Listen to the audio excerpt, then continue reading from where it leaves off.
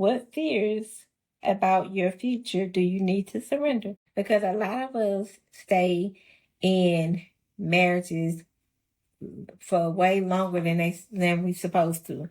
When God has called us out that thing, because don't be out here listening to these Pharisees and telling you, oh, God don't like divorce and all this and that.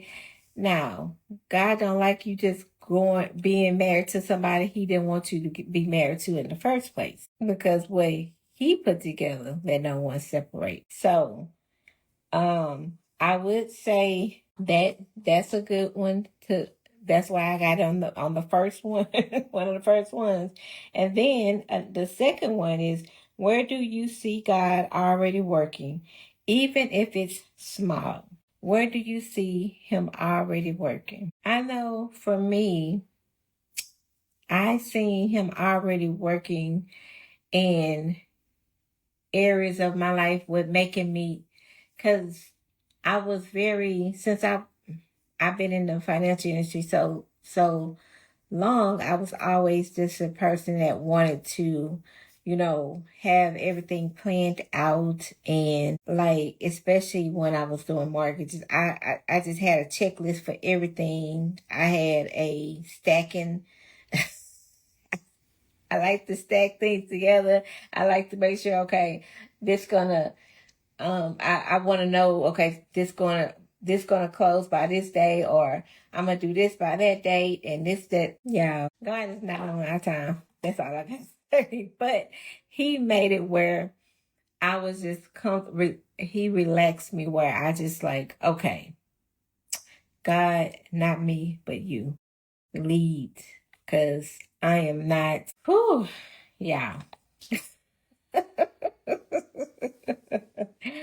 So I asked Him to, lead and do what only He can do.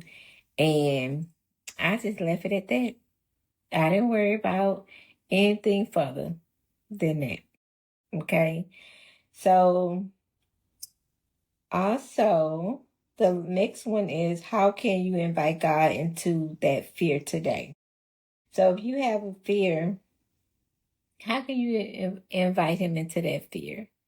Because even though He didn't give us the spirit of fear, we can always tell Him our raw feelings. If we scared about something, if we, nervous about it, if we, whatever the case may be, He will give us what we need to, because our help comes from Him.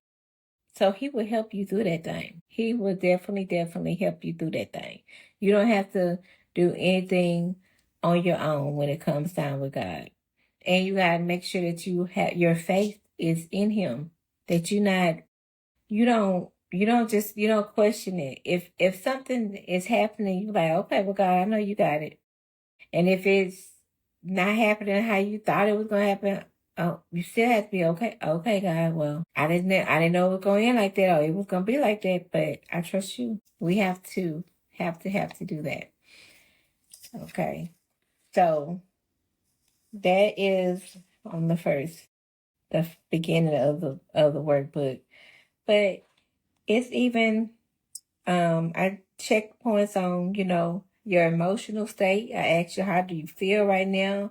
What emotions am I trying to avoid or suppress? What is one emotional truth I need to acknowledge today? All of these things that is using to build you up on your foundation. We gotta feel it. We gotta feel these things. So we gotta put these things on paper. We gotta give it to God. We gotta surrender it, submit, and surrender it to God. Okay. Then I do also have stuff in here about the financial piece of it all too, because we have to be real with ourselves with that too.